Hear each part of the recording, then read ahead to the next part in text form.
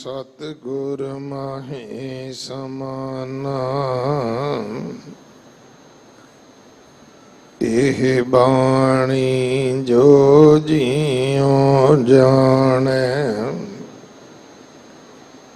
तिस अंतर रवे हर नाम बाणी गुरु गुरु है बाणी विच बाणी अमृत सारे गुर बाणी कहे सेवक जन मानै पर तख गुरु निस्तारे बाणी बिरलो विचार सी जे को गुरमुख होए एह बाणी महापुरख की निज घर वासा होए सुख हो टल गुर सेविय अहनस सहज सुभाए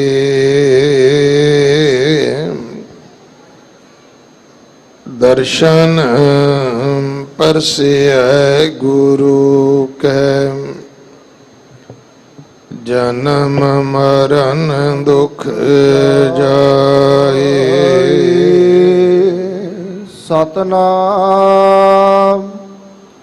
श्री वाहिगुरु साहिब जी। संतो मन पवन सुख बनया किश जोग परापत गनया। संतो मन पवन सुख बनया किश जोग परापत गनया। रहाओ गुर दिखलाई मोरी जित मिर्ग पड़त है चोरी। मूंद लिए दरवाजे बाजियले अनहद बाजे। कुंभ कमल जल भरिया जल मेटिया ऊबा करया। कहो कबीर जन जानिया जो जानिया तो मन मानिया। कुंभ कमल जल भरिया जल मेटिया ऊबा करया। कहो कबीर जन जानिया जो जानिया तो मन मानिया। वाहिगुरु जी का खालसा वाहिगुरु जी की फतेह। गुरुदर ते हाजर गुरु सवारे खालसा जी वडभागे हो जो चौथे पातशाह धन धन रामदास गुर जिन सिरिया तिने सवारिया पूरी होई करामात आप सिरजणहारे धारिया सिखी अते संगति पार ब्रह्म कर नमस्कार। इन्हां अजमतां वडियाइयां दे मालिक सोढी सुल्तान चौथे पातशाह गुरु रामदास महाराज दे पावन अस्थान श्री हरमंदर साहब दरबार साहब की यात्रा करते हैं। अमृत सरोवर दे इशनान अपने लोक परलोक दे सुखदाते सतगुरु छतर चवर तखत दे मालक सतगुरु धन धन धन श्री गुरु ग्रंथ साहिब पातशाह महाराज जी दे दर्शन परसना कीते हन। हुण समा है गुरुद्वारा दीवान अस्थान मंजी साहब की निजमत मर्यादा के अनुसार जो अज सानू हरि दे मंदिर विचों पावन दरबार साहब दे विचों रब दे घरों पोथी परमेश्वर का थान अज आवाजा प्राप्त होया है। श्री मुखवाक दे रूप विच इस दा मूल पाठ आप जी ने सत्कारयोग भाई साहब जी पासों सरवण किया है। राग सोरठ है, बाणी भगत कबीर जी की, अंग है 656। धर्म धर्मियां दा ही विषा है।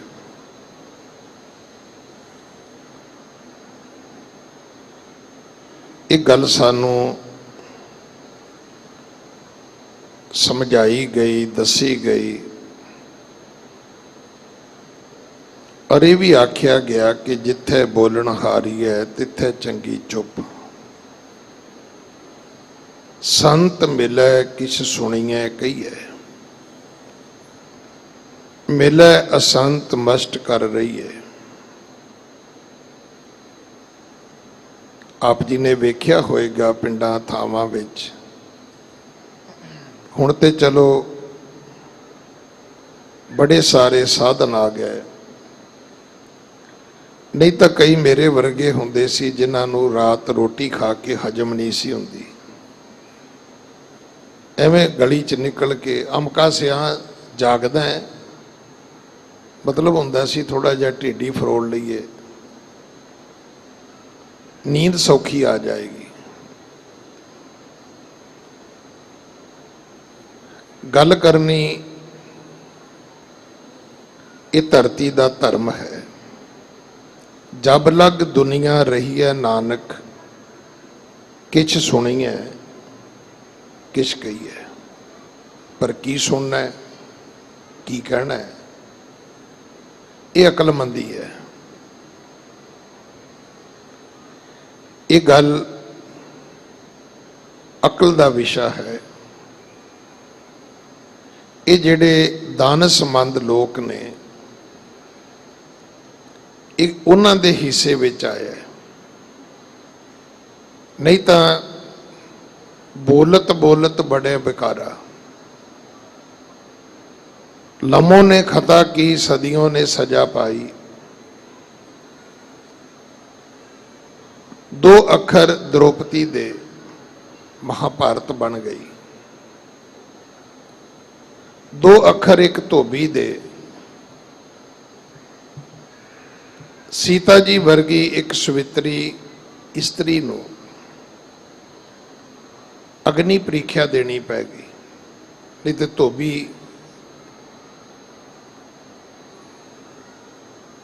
की स्टेटस है, उहदा की पद्धति सी उस बंदे दी।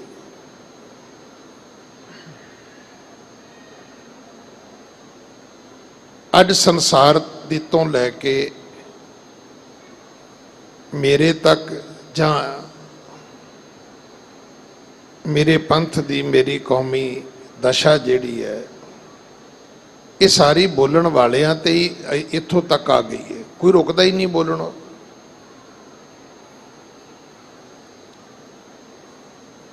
ਪ੍ਰਿੰਸੀਪਲ ਹਰਭਜਨ ਸਿੰਘ ਹੋਰੀ ਕਹਿੰਦੇ ਹੁੰਦੇ ਸੀ, ਇਹ ਗੱਲ ਉਹਨਾਂ ਨੇ ਪਾਠ ਬੋਧ ਸਮਾਗਮ ਵਿੱਚ ਵੀ ਸੁਣਾਈ।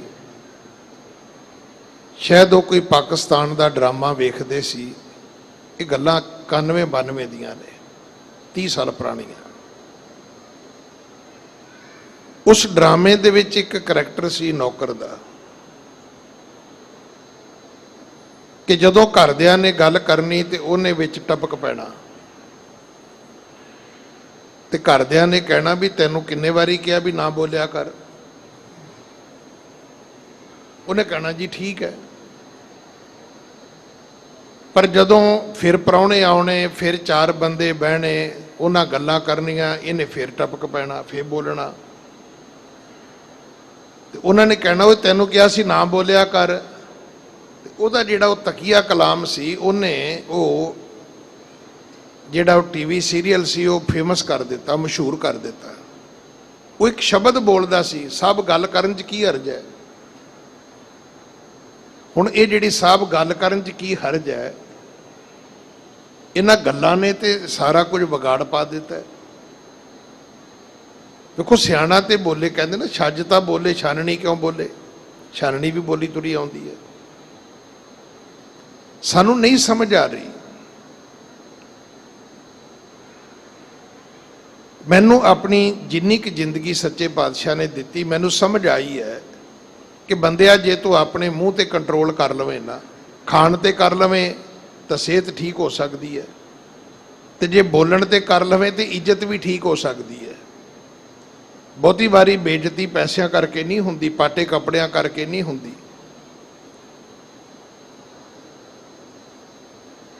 ਬੋਲਣ ਕਰਕੇ ਹੁੰਦੀ ਹੈ। ਮੂਰਖ ਗੰਢ ਪਵੈ ਮੂੰਹ ਮਾਰ,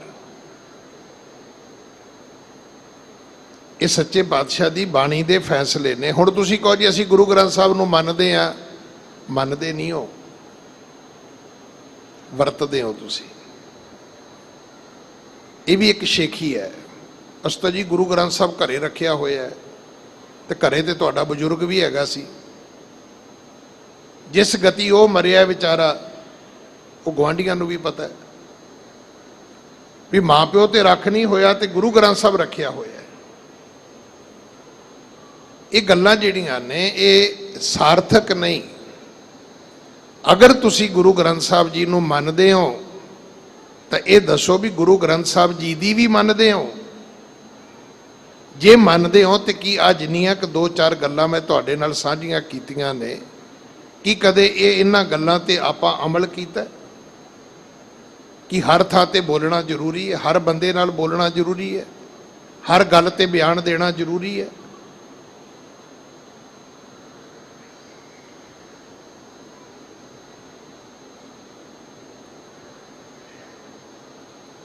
ਵੇਖੋ ਜਿਹੜੀ ਗੁਰਮਤ ਹੈ, ਨਾਮ ਬੋਲਣਾ ਇਹ ਧਰਤੀ ਦਾ ਧਰਮ ਨਹੀਂ ਹੈ, ਬੋਲਣਾ ਹੈ। ਬੋਲ ਸੋ ਧਰਮੜੀਆ ਮੋਣ ਕਤ ਧਾਰੀ ਰਾਮ। ਤੁਹਾਡੀ ਚੁੱਪ ਵੀ ਜਿਹੜੀ ਹੈ ਉਹ ਗੁਨਾਹਗਾਰਾਂ ਨੂੰ ਸ਼ਹਿ ਦੇ ਸਕਦੀ ਹੈ। ਤੁਹਾਡੀ ਚੁੱਪ ਵੀ ਜਿਹੜੀ ਹੈ ਉਹ ਕਪੱਤੇ ਆਦਮੀ ਨੂੰ ਉਤਸ਼ਾਹਿਤ ਕਰ ਸਕਦੀ ਹੈ। ਪਰ ਦੁੱਖ ਇਸ ਗੱਲ ਦਾ ਵੀ ਸਾਡੇ ਬਜ਼ੁਰਗਾਂ ਨੂੰ ਵੀ ਪਤਾ ਸੀ, ਅਨਪੜ੍ਹ ਸੀ, ਮੂਰਖ ਨਹੀਂ ਸਨ। ਉਹ ਕਹਿੰਦੇ ਹੁੰਦੇ ਸੀ ਜਿਹੜਾ ਬਹੁਤਾ ਬੋਲਦਾ ਹੈ ਉਹ ਕਪੱਤਾ ਹੈ। ਅੱਜ ਅਸੀਂ ਪੜ੍ਹੇ ਲਿਖੇ ਪਤਾ ਕੀ ਕਹਿੰਦੇ ਆ, ਜਿਹੜਾ ਬਹੁਤਾ ਬੋਲਦਾ ਉਹ ਸੱਚਾ ਹੈ। ਕਿੱਡੇ ਮੂਰਖ ਹੋ ਗਏ ਅਸੀਂ ਪੜ੍ਹੇ ਲਿਖੇ ਮੂਰਖ ਹਾਂ। ਸਾਡੇ ਅਨਪੜ੍ਹ ਬਜ਼ੁਰਗ ਕਹਿੰਦੇ ਸੀ ਜਿਹੜਾ ਬਹੁਤਾ ਬੋਲੇ ਉਹ ਕਪੱਤਾ ਹੈ। ਅਸੀਂ ਪੜ੍ਹੇ ਲਿਖੇ ਕਹਿੰਦੇ ਜਿਹੜਾ ਬਹੁਤਾ ਬੋਲੇ ਉਹ ਸੱਚਾ ਹੈ। ਨਹੀਂ, ਬਹੁਤਾ ਬੋਲਣ ਵਾਲਾ ਸੱਚਾ ਨਹੀਂ ਹੋ ਸਕਦਾ, ਕਪੱਤਾ ਹੀ ਹੈ। ਅੱਜ ਵੀ ਕਪੱਤਾ ਹੈ, ਪਹਿਲਾਂ ਵੀ ਕਪੱਤਾ ਹੀ ਸੀ। ਸੱਚ ਨੂੰ 10 ਵਾਰੀ ਬੋਲਣ ਦੀ ਲੋੜ ਨਹੀਂ। ਉਹ ਸਿਆਣੇ ਕਹਿੰਦੇ ਨੇ ਝੂਠ ਨੂੰ ਹੀ ਇੰਨੇ ਵਾਰੀ ਬੋਲੋ ਕਿ ਅਗਲਾ ਸੱਚ ਸਮਝ ਲਵੇ। ਅੱਜ ਇਸ ਤਰੀਕੇ ਤੇ ਥਿਊਰੀ ਤੇ ਦੁਨੀਆ ਤੁਰ ਰਹੀ ਹੈ। ਅੱਜ ਦਾ ਸ਼ਬਦ ਕੀ ਹੈ? ਸੰਤੋ। ਇਹਦਾ ਮਤਲਬ ਕੀ ਹੋਇਆ? ਇਹਦਾ ਮਤਲਬ ਇਹ ਹੈ ਕਿ ਇਹ ਵਿਸ਼ਾ, ਅੱਜ ਦੀ ਜਿਹੜੀ ਗੱਲਬਾਤ ਹੈ, ਇਹ ਦੁਨੀਆਦਾਰਾਂ ਨਾਲ ਕਰਨ ਵਾਲੀ ਨਹੀਂ ਹੈ। ਸੰਤ ਕੌਣ ਹੈ?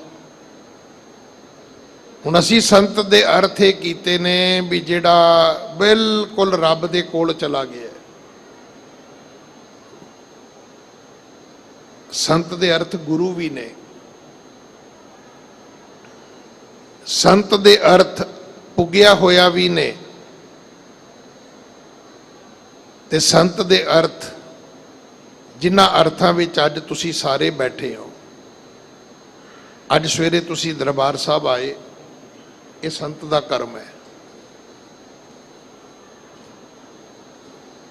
ਜੇ ਤੁਸੀਂ ਸਿਹਤ ਪ੍ਰਤੀ ਸੁਚੇਤ ਹੁੰਦੇ ਤੇ ਕਿਸੇ ਪਾਰਕ 'ਚ ਜਾਂਦੇ, ਮਾਇਆ ਦੇ ਨਾਲ ਜ਼ਿਆਦਾ ਪ੍ਰਵਿਰਤ ਹੁੰਦੇ ਤੇ ਸਵੇਰੇ ਹੀ ਉੱਠ ਕੇ ਕੰਮ ਤੇ ਚਲੇ ਜਾਂਦੇ। ਤੁਸੀਂ ਇੱਥੇ ਆਏ ਹੋ, ਇਸ਼ਨਾਨ ਕੀਤਾ ਹੈ, ਪਾਠ ਕੀਤਾ ਹੈ, ਦਰਸ਼ਨ ਕੀਤੇ ਨੇ, ਲੋਕਾਂ ਦੇ ਪਰੌਂਠੇ ਖਾਣ ਦਾ ਵੇਲਾ ਹੈ, ਤੁਸੀਂ ਚੌਂਕੜੀ ਮਾਰ ਕੇ ਕਥਾ ਸੁਣ ਲਈ ਬੈਠੇ ਹੋ। ਇਹ ਸਾਰੇ ਸੰਤਾਂ ਦੇ ਕਰਮ ਨੇ।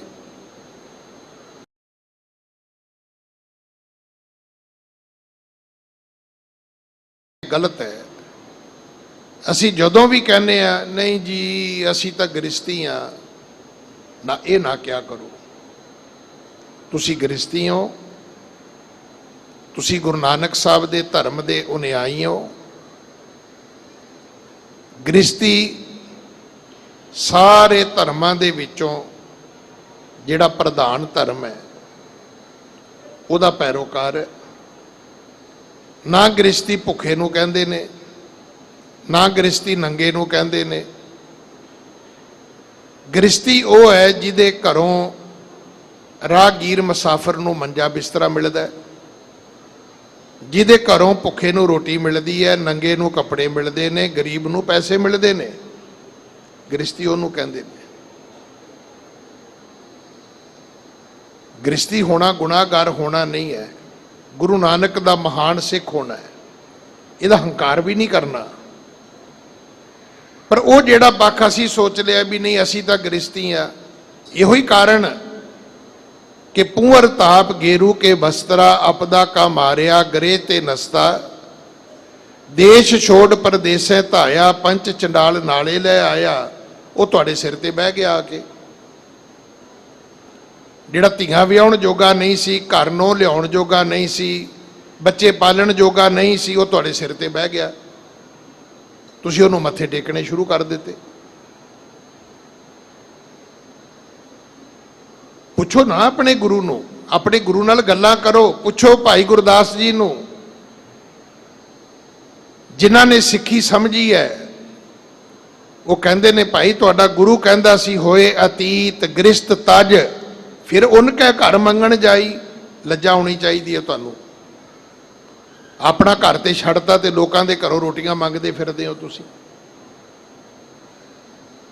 ਜਿਨ੍ਹਾਂ ਦੇ ਘਰ ਰੋਟੀ ਮੰਗਣ ਆਏ ਹੋ ਉਹਨਾਂ ਦਾ ਘਰ ਵੀ ਤੁਹਾਡੇ ਘਰ ਵਰਗਾ ਹੀ ਹੈ। ਉੱਥੇ ਵੀ ਇੱਕ ਮਾਤਾ ਪਤਨੀ ਦੇ ਰੂਪ ਵਿੱਚ ਰਹਿੰਦੀ ਹੈ, ਕੋਈ ਬੱਚੀ ਧੀ ਦੇ ਰੂਪ ਵਿੱਚ ਹੈ, ਕੋਈ ਬੱਚੀ ਨੂੰਹ ਦੇ ਰੂਪ ਵਿੱਚ ਹੈ। ਮਤਲਬ ਤੁਹਾਡਾ ਘਰ ਸੀ ਤੇ ਉਹ ਗਲਤ ਸੀ, ਲੋਕਾਂ ਦਾ ਘਰ ਹੈ ਤੇ ਉਹ ਠੀਕ ਹੈ। ਉੱਥੋਂ ਤੁਸੀਂ ਆਟਾ ਮੰਗਦੇ ਫਿਰਦੇ ਹੋ, ਤੁਸੀਂ ਰੋਟੀਆਂ ਮੰਗਦੇ ਫਿਰਦੇ ਹੋ ਤੁਸੀਂ ਭਾਈ। ਸੰਤ ਕਾ ਮਾਰਗ ਧਰਮ ਕੀ ਪੌੜੀ। ਸੰਤ ਦਾ ਰਸਤਾ ਧਰਮ ਦਾ ਰਸਤਾ ਹੈ। ਅੱਜ ਸਵੇਰ ਤੋਂ ਤੁਸੀਂ ਧਰਮ ਦੇ ਰਸਤੇ ਤੇ ਤੁਰੇ ਹੋ, ਤੁਸੀਂ ਸੰਤ ਹੋ। ਇਹ ਗੱਲ ਸਾਨੂੰ ਕਿਵੇਂ ਸਮਝ ਆਏਗੀ? ਇਨਸਾਨ ਤੂੰ ਆਪਣੇ ਆਪ ਕਰਕੇ ਕੁਝ ਵੀ ਨਹੀਂ ਹੈ। ਇਹ ਲਿਖਿਆ ਹੋਇਆ ਗੁਰੂ ਗ੍ਰੰਥ ਸਾਹਿਬ ਮਹਾਰਾਜ ਦੇ ਵਿੱਚ ਦਰਜ ਹੈ, ਜਿਹੇ ਕਰਮ ਕਮਾਏ ਤੇਹਾ ਹੋਏ ਸੀ। ਗੱਡੀ ਚਲਾਓਗੇ ਲੋਕ ਡਰਾਈਵਰ ਕਹਿਣਗੇ, ਫੌਜ ਵਿੱਚ ਜਾਓਗੇ ਲੋਕ ਤੁਹਾਨੂੰ ਫੌਜੀ ਕਹਿਣਗੇ, ਵਿਦੇਸ਼ ਜਾਓਗੇ ਲੋਕ ਤੁਹਾਨੂੰ ਫੋਰਨਰ ਕਹਿਣਗੇ। ਹੁਣ ਸਵੇਰੇ ਘਰੋਂ ਗੜਵੀ ਪਾਣੀ ਦੀ ਲੈ ਕੇ ਕੋਈ ਸਰੀਰਕ ਕਿਰਿਆ ਕਰਨ ਜਾਓ ਤੇ ਲੋਕ ਤੁਹਾਨੂੰ ਕਹਿਣ ਫੋਰਨਰ। ਇਦਾਂ ਥੋੜਾ ਹੁੰਦਾ ਕੋਈ ਵੀ ਫੋਰਨਰ ਹੋ ਗਏ ਸਿਹਤ ਦੀ, ਕੋਈ ਸਰੀਰਕ ਕਿਰਿਆ ਕਰਨ ਖੇਤਾਂ ਵਿੱਚ ਗਏ ਤੇ ਫੋਰਨਰ ਹੋ ਗਏ ਆਪਾਂ। ਇਦਾਂ ਫੋਰਨਰ ਨਹੀਂ ਹੁੰਦੇ। ਕਰਮ ਕਰੋਗੇ ਤਾਂ ਹੋ ਜਾਓਗੇ। ਸਾਡੇ ਬਜ਼ੁਰਗ ਹਰ ਬੱਚੇ ਨੂੰ ਨਹੀਂ ਸੀ ਕਹਿੰਦੇ, ਪਰ ਜਿਹੜਾ ਕਿਤਾਬਾਂ ਚੁੱਕ ਕੇ ਤੁਰਿਆ ਫਿਰਦਾ ਹੁੰਦਾ ਸੀ ਉਹਨੂੰ ਕਹਿੰਦੇ ਸੀ ਉਹ ਪੜ੍ਹਿਆ ਕਦੇ ਸਾਡੇ ਕੋਲ ਵੀ ਬਹਿ ਜਾ। ਜਿਹੜਾ ਸੋਟੀ ਲੈ ਕੇ ਬਲਦ ਲੈ ਕੇ ਜਾਂਦਾ ਉਹਨੂੰ ਕਦੇ ਬਜ਼ੁਰਗ ਨਹੀਂ ਸੀ ਆਵਾਜ਼ ਮਾਰਦੇ ਸੱਥ ਵਿੱਚੋਂ ਕਿ ਪੜ੍ਹਿਆ ਸਾਡੇ ਕੋਲ ਵੀ ਬਹਿ ਜਾ। ਜਿਹਦੇ ਕੋਲ ਕਿਤਾਬਾਂ ਹੁੰਦੀਆਂ ਸੀ ਉਹਨੂੰ ਕਹਿੰਦੇ ਸੀ। ਜਿਹੇ ਕਰਮ ਕਮਾਏ ਤਿਹਾ ਹੋਏ ਸੀ। ਤੁਸੀਂ ਆਪਣੇ ਕਰਮਾਂ ਕਰਕੇ ਆਪਣੇ ਆਪਣਾ ਨਾਂ ਜਿਹੜਾ ਹੈ ਉਹ ਨੀਅਤ ਕਰਨਾ ਹੈ। ਤੁਸੀਂ ਨਹੀਂ ਕਰੋਗੇ ਲੋਕ ਕਰ ਦੇਣਗੇ। ਹੁਣ ਪੱਠਾ ਲਾਓਗੇ ਤੇ ਪੱਠਿਆਂ ਵਾਲੇ ਕਹਿਣਗੇ। ਹਰ ਬੰਦੇ ਨੂੰ ਥੋੜਾ ਪੱਠਿਆਂ ਵਾਲਾ ਕਹੀਦਾ ਵੀ ਇਹ ਪੱਠਿਆਂ ਵਾਲਿਆਂ ਦਾ ਪਰਿਵਾਰ ਹੈ ਜੀ। ਜੇ ਇੱਟਾਂ ਪਕਾਉਣਗੇ ਤੇ ਲੋਕ ਕਹਿਣਗੇ, ਨਹੀਂ ਪਕਾਉਣਗੇ ਤੇ ਨਹੀਂ ਕਹਿਣਗੇ। ਤੁਹਾਨੂੰ ਆਖਿਆ ਸੰਤ, ਕਿਉਂਕਿ ਤੁਹਾਡੇ ਕਰਮ ਸੰਤ ਵਾਲੇ ਨੇ। ਸਵੇਰ ਤੋਂ ਤੁਸੀਂ ਤੁਰੇ ਹੀ ਇਸੇ ਰਸਤੇ ਤੇ ਹੋ। ਖਾਣਾ ਵੀ ਛੱਡਿਆ ਹੈ, ਪੀਣਾ ਵੀ ਛੱਡਿਆ ਹੈ, ਦੁਨੀਆ ਨਾਲ ਗੱਲਬਾਤ ਕਰਨੀ ਛੱਡੀ ਹੈ। ਤੇ ਗੁਰੂ ਪਾਤਸ਼ਾਹ ਜੀ ਅੱਜ ਦੇ ਮੁੱਖ ਵਾਕ ਵਿੱਚ ਜਿਹੜਾ ਭਗਤ ਕਬੀਰ ਜੀ ਦੇ ਪਵਿੱਤਰ ਮੁਖ ਤੋਂ ਉਚਾਰਨ ਹੋਇਆ ਹੈ, ਸਾਨੂੰ ਉਪਦੇਸ਼ ਕਰਕੇ ਸਮਝਾਉਂਦੇ ਨੇ, ਸੰਤੋ ਮਨ ਪਵਣੈ ਸੁਖ ਬਣਿਆ। ਹਾਂਜੀ। ਸਤਨਾਮ ਸ੍ਰੀ ਵਾਹਿਗੁਰੂ ਸਾਹਿਬ ਜੀ। ਸੰਤੋ ਮਨ ਪਵਨੈ ਸੁਖ ਬਣਿਆ।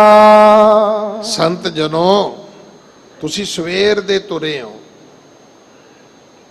ਕਾਹਦੇ ਲਈ ਤੁਰੇ ਹੋ?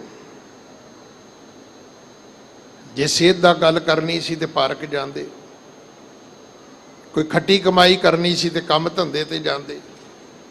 ਤੁਸੀਂ ਕਾਹਦੇ ਲਈ ਰੱਬ ਦੇ ਘਰ ਆਏ ਹੋ? ਕਿਉਂਕਿ ਤੁਸੀਂ ਧਰਮੀ ਬਣਨਾ ਚਾਹੁੰਦੇ ਹੋ। ਧਰਮ ਕੀ ਹੈ? ਧਰਮ ਹੈ ਆਪਣੇ ਅੰਦਰ ਦੀ ਸਾਧਨਾ। ਦੁਨੀਆ ਕਿਵੇਂ ਧਰਮ ਕਮਾ ਰਹੀ ਹੈ? ਦੁਨੀਆ ਧਰਮ ਕਮਾ ਰਹੀ ਹੈ ਲੱਖਾਂ ਕਰੋੜਾਂ ਅਰਬਾਂ ਮਿਲੀਅਨ ਟ੍ਰਿਲੀਅਨ ਬਿਲੀਅਨ ਦਾਨ ਕਰਕੇ। ਇਹਦਾ ਮਤਲਬ ਇਹ ਹੈ ਕਿ ਇਹ ਤਾਂ ਅਮੀਰਾਂ ਦਾ ਰਸਤਾ ਹੈ ਬਾਈ। ਸਾਨੂੰ ਜਿਹੜੇ ਅਸੀਂ ਭਾਵਨੀ ਭਗਤ ਭਾਏ ਕੌਡੀ ਅਗਰ ਭਾਗ ਰਾਖੇ, ਸਾਨੂੰ ਤੇ ਰਾਹ ਹੀ ਛੱਡ ਦੇਣਾ ਚਾਹੀਦਾ, ਕਿਉਂਕਿ ਸਾਡੀ ਤਾਂ ਗਿਣਤੀ ਮਿਣਤੀ ਨਹੀਂ ਹੋਣੀ ਇਸ ਰਸਤੇ ਵਿੱਚ। ਧਰਮ ਪੈਸੇ ਦਾ ਸਾਧਨ ਨਹੀਂ ਹੈ। ਧਰਮ ਤੁਹਾਡੇ ਅੰਦਰ ਦੀ ਸਾਧਨਾ ਹੈ, ਤੁਹਾਡੇ ਅੰਦਰ ਦਾ ਯੋਗ ਹੈ। ਕੀ ਤੁਹਾਨੂੰ ਪਤਾ ਹੈ ਵੀ ਜਿਹੜਾ ਤੁਹਾਡਾ ਮਨ ਹੈ ਇਹ ਪਵਨ ਵਰਗਾ ਬਣ ਚੁੱਕਿਆ ਹੈ, ਉੱਡਦਾ ਹੀ ਫਿਰਦਾ ਹੈ, ਹਿੱਲਦਾ ਹੀ ਰਹਿੰਦਾ ਹੈ। ਕਦੇ ਇੱਧਰ ਨੂੰ ਵਗਣਾ ਸ਼ੁਰੂ ਹੋ ਗਿਆ, ਕਦੇ ਇੱਧਰ ਨੂੰ ਵਗਣਾ ਸ਼ੁਰੂ ਹੋ ਗਿਆ ਹੈ। ਗਿਆਨੀ ਜੀ, ਇਹ ਹੁੰਦਾ ਧਰਮ। ਅਸੀਂ ਤੇ ਸੋਚਦੇ ਹਾਂ ਵੀ ਪੁੱਤ ਮੰਗ ਲਓ, ਨੋਹਾਂ ਲੈ ਆਓ, ਬੱਚੇ ਵਿਆਹ ਲਓ, ਘਰ ਬਣਾ ਲਓ, ਮਹਾਰਾਜ ਦੀ ਸੁਖਣਾ ਸੁੱਖ ਲਓ, ਤੇ ਜਿੰਨੇ ਘਰ ਦੇ ਜੀ ਹੋਣ ਉਹਨੇ ਜਾ ਕੇ ਸਰੋਵਰ 'ਚ ਚੁੱਭੇ ਲਾ ਲਓ ਤੇ ਧਰਮ ਹੋ ਗਿਆ। ਧਰਮ ਇਹ ਨਹੀਂ ਹੈ, ਇਹ ਧਰਮ ਦੇ ਕਰਮ ਨੇ। ਧਰਮ ਦੇ ਨਾਂ ਤੇ ਸਾਡੇ ਪੁਰਖਿਆਂ ਨੇ, ਬਜ਼ੁਰਗਿਆਂ ਨੇ, ਸਾਡੇ ਵਡਕਿਆਂ ਨੇ ਜਿਹੜੇ ਕੰਮ ਕਰਨ ਦੀ ਸਾਨੂੰ ਨਿਸ਼ਾਨਦੇਹੀ ਦਿੱਤੀ ਹੈ, ਇਹ ਉਹ ਨੇ ਵੀ ਜੇ ਸਰੋਵਰ 'ਚ ਜਾਵੇਂ ਤੇ ਇਸ਼ਨਾਨ ਕਰੀ। ਪਰ ਅੱਜ ਹੋ ਕੀ ਰਿਹਾ? ਅੱਜ ਸਰੋਵਰ ਦੀ ਪਰਿਕਰਮਾ ਹੁੰਦੀ, ਇਸ਼ਨਾਨ ਨਹੀਂ ਹੁੰਦਾ। ਪਰਿਕਰਮਾ ਸਿਰਫ ਗੁਰੂ ਗ੍ਰੰਥ ਸਾਹਿਬ ਦੀ ਹੁੰਦੀ ਹੈ। ਸਰੋਵਰ ਦਾ ਇਸ਼ਨਾਨ ਹੁੰਦਾ ਹੈ। ਚਲੋ ਰਹੋ ਵਿਚਾਰ। ਸਾਨੂੰ ਭਗਤ ਜੀ ਕਹਿੰਦੇ ਤੁਸੀਂ ਸੰਤ ਹੋ, ਸਵੇਰ ਦੇ ਇਸ ਰਸਤੇ ਤੇ ਤੁਰੇ ਹੋ, ਤੇ ਕੀ ਤੁਹਾਨੂੰ ਪਤਾ ਹੈ ਵੀ ਜਿਹੜਾ ਤੁਹਾਡਾ ਮਨ ਹੈ ਇਹ ਹਵਾ ਵਰਗਾ ਬਣ ਚੁੱਕਿਆ ਹੈ, ਜਾਂ ਹੈ ਹੀ ਹਵਾ ਵਰਗਾ ਹੈ। ਮਨ ਦੀ ਬਿਰਤੀ ਹੈ, ਮਨ ਦਾ ਸੁਭਾਅ ਇਹ ਹੈ ਕਿ ਇਹ ਕਬਹੂ ਜੀੜਾ ਊਬ ਚੜ੍ਹਤ ਹੈ, ਕਬਹੂ ਜਾਏ ਪਿਆਲੇ। ਇਹ ਜਿਹੜਾ ਮਨ ਮੇਰਾ ਹਵਾ ਵਰਗਾ ਸੀ ਸੰਤੋ, ਸੁਖ ਬਣਿਆ, ਅੱਜ ਬੜਾ ਸੁਖੀ ਹੈ। ਅੱਜ ਪਵਨ ਵਰਗੇ ਇਧਰ ਉਧਰ ਡੋਲਦੇ ਨੂੰ, ਇਧਰ ਉਧਰ ਭਟਕਦੇ ਮਨ ਨੂੰ ਅੱਜ ਸੁਖ ਮਿਲਿਆ। ਹਾਂਜੀ, ਕਿਛ ਜੋਗ ਪ੍ਰਾਪਤ ਗਨਿਆ। ਅੱਜ ਮੈਨੂੰ ਲੱਗਦਾ ਹੈ, ਅੱਜ ਕੁਛ ਪ੍ਰਾਪਤੀ ਦੇ ਯੋਗ ਹੋਇਆ ਹੈ। ਹੁਣ ਲੱਗਦਾ ਹੈ ਕਿ ਕੁਝ ਨਾ ਕੁਝ ਮੈਨੂੰ ਪ੍ਰਾਪਤ ਹੋਏਗਾ।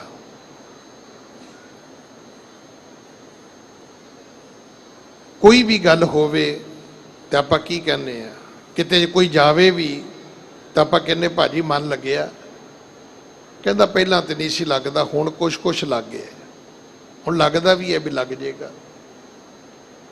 ਕੰਮ ਧੰਦਾ ਖੋਲਿਆ, ਪੁੱਛਿਆ ਭਾਜੀ ਕੰਮ ਦਾ ਕੀ ਹਾਲ ਹੈ, ਕਹਿੰਦਾ ਪਹਿਲਾਂ ਤੇ ਠੀਕ ਨਹੀਂ ਸੀ, ਪਰ ਹੁਣ ਆਪਣੇ ਖਰਚੇ ਖੁਰਚੇ ਕੱਢਦਾ ਹੈ, ਹੁਣ ਲੱਗਦਾ ਹੈ ਵੀ 4 ਪੈਸੇ ਵੀ ਬਚਿਆ ਕਰਨਗੇ। ਬਿਲਕੁਲ ਇਸੇ ਤਰ੍ਹਾਂ ਹੁਣ ਲੱਗਦਾ ਹੈ ਕਿ ਇਹ ਜਿਹੜਾ ਮਨ ਹੈ ਇਹ ਕੁਝ ਪ੍ਰਾਪਤ ਵੀ ਕਰੇਗਾ, ਕਿਉਂਕਿ ਆਪਾਂ ਪ੍ਰਾਪਤ ਤੇ ਕੁਝ ਕੀਤਾ ਨਹੀਂ।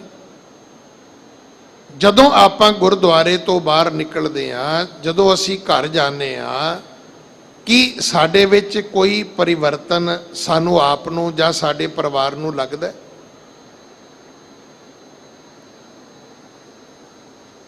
ਜੇ ਲੱਗਦਾ ਹੈ ਤਾਂ ਫਿਰ ਤਾਂ ਕਿਛ ਯੋਗ ਪ੍ਰਾਪਤ ਗਣਿਆ, ਫਿਰ ਤਾਂ ਠੀਕ ਹੈ। ਜੇ ਫਰਕ ਹੀ नहीं, मर्ज बढ़ता गया जूं जूं दुआ करते, ਅੱਜ ਅਸੀਂ ਕਿੱਥੇ ਪਹੁੰਚ ਗਏ।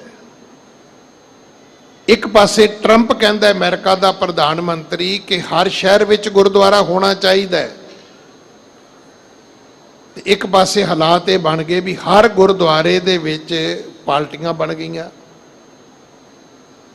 ਹੁਣ ਤਾਂ ਮਹਾਰਾਜ ਦੇ ਚੌਰ ਤੋਂ ਲੈ ਕੇ ਨਾ ਮਾਈਕ ਬਚਿਆ, ਨਾ ਸਟੈਂਡ ਬਚਿਆ, ਨਾ ਚਿਮਟਾ ਬਚਿਆ। ਥੋੜਾ ਜਿਹਾ ਚਿਰ ਵਾਗਰੂ ਵਾਗਰੂ ਕਰਦੇ ਆ, ਖੜਕਾਉਨੇ ਆ, ਮੁੜ ਕੇ ਇੱਕ ਦੂਜੇ ਨਾਲ ਖੜਕਾਉਣ ਲੱਗ ਪੈਂਦੇ। ਅਸੀਂ ਪਹੁੰਚੇ ਕਿੱਥੇ? ਅਸੀਂ 5 ਦਿਨ ਬੰਦੇ ਕੰਮ ਕਰਦੇ ਨੇ ਤੇ 6ਵੇਂ ਦਿਨ ਡੰਡ ਬੈਠਕਾਂ ਮਾਰਦੇ ਨੇ, ਤੇ 7ਵੇਂ ਦਿਨ ਕਹਿੰਦੇ ਆ ਜੀ ਗੁਰਦੁਆਰੇ ਮੇਰੇ ਕੋ ਫੜ ਕੇ ਮੈਕ ਫੜ ਕੇ ਵਿਖਾਈ ਤੂੰ, ਵੀ ਜੇ ਛਿੰਝੀ ਪਾਉਣੀ ਹੈ ਤੇ ਕਿਤੇ ਪਾਰਕ 'ਚ ਪਾ ਲਓ ਯਾਰ।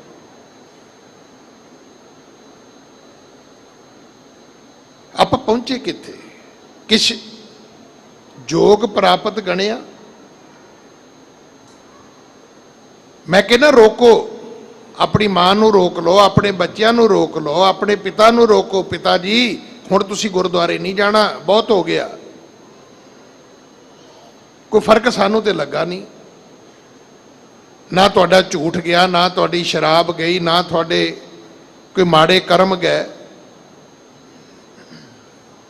ਪਹਿਲਾਂ ਘਰ 'ਚ ਖਰੂਦ ਪਾਉਂਦੇ ਸੀ, ਹੁਣ ਤੁਸੀਂ ਗੁਰਦੁਆਰੇ 'ਚ ਵੀ ਜਾ ਕੇ ਪਾਉਣਾ ਸ਼ੁਰੂ ਕਰ ਦਿੱਤਾ।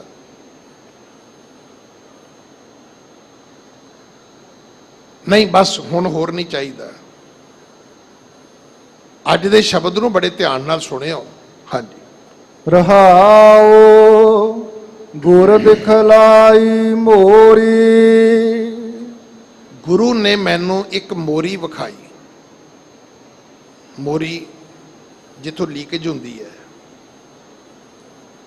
ਜਿੱਥੋਂ ਕੁਝ ਚੀਜ਼ਾਂ ਅੰਦਰ ਵੀ ਆਉਂਦੀਆਂ ਨੇ ਤੇ ਕੁਝ ਬਾਹਰ ਵੀ ਨਿਕਲ ਜਾਂਦੀਆਂ ਨੇ, ਉਹ ਖਾਲੀ ਥਾਂ, ਉਹ ਕਮੀ।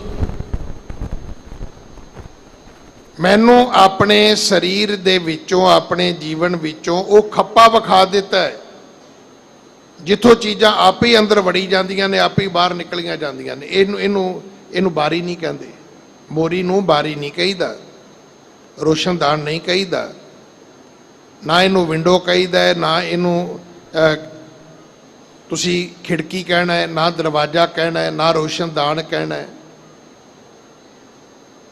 ਮੋਰੀ ਦੇ ਅਰਥ ਇਹ ਬਿਲਕੁਲ ਨਹੀਂ ਹੈਗੇ। ਇੱਕ ਮੋਰੀ ਹੈ ਸਾਡੇ ਸਰੀਰ ਵਿੱਚ, ਜਿੱਥੋਂ ਕਮਜ਼ੋਰੀਆਂ ਅੰਦਰ ਆਉਂਦੀਆਂ ਨੇ, ਵਿਸ਼ੇ ਵਕਾਰ ਅੰਦਰ ਆਉਂਦੇ ਨੇ। ਹਾਂਜੀ, ਜਿਤ ਮਿਰਗ ਪੜਤ ਹੈ ਚੋਰੀ, ਜਿੱਥੋਂ ਮਿਰਗ ਚੋਰੀ ਕਰਨ ਵਾਸਤੇ ਪ੍ਰਵੇਸ਼ ਕਰਦੇ ਨੇ। ਮਿਰਗ ਕੀ ਹੈ? ਪਸ਼ੂ। ਪਸ਼ੂ ਕੀ ਨੇ? ਵਕਾਰ। ਆਪਾਂ ਖੇਤ ਨੂੰ ਵਾੜ ਕੀਤੀ, ਪਰ ਵੇਲਾਂ ਫਿਰ ਜੰਗਲੀ ਜਾਨਵਰ ਖਾ ਗਏ, ਤੇ ਬਜ਼ੁਰਗ ਪੁੱਛੇਗਾ ਤੇ ਸਹੀ ਨਾ, ਪੁੱਤਰ ਇਹ ਜਾਨਵਰ ਆਏ ਕਿੱਥੋਂ ਨੇ? ਸਵੇਰ ਦੇ ਆਪਾਂ ਉੱਠੇ ਆ, ਫਿਰ ਕਾਮ ਕਿੱਥੋਂ ਆ ਗਿਆ, ਕ੍ਰੋਧ ਕਿੱਥੋਂ ਆ ਗਿਆ, ਲੋਭ ਕਿੱਥੋਂ ਆ ਗਿਆ, ਮੋਹ ਕਿੱਥੋਂ ਆ ਗਿਆ, ਹੰਕਾਰ ਕਿੱਥੋਂ ਆ ਗਿਆ? ਪਤਾ ਹੈ ਤੁਹਾਨੂੰ ਸਾਡੇ ਔਰ ਬਾਹਰਲੇ ਮੁਲਕ ਦਾ ਕੀ ਫਰਕ ਹੈ?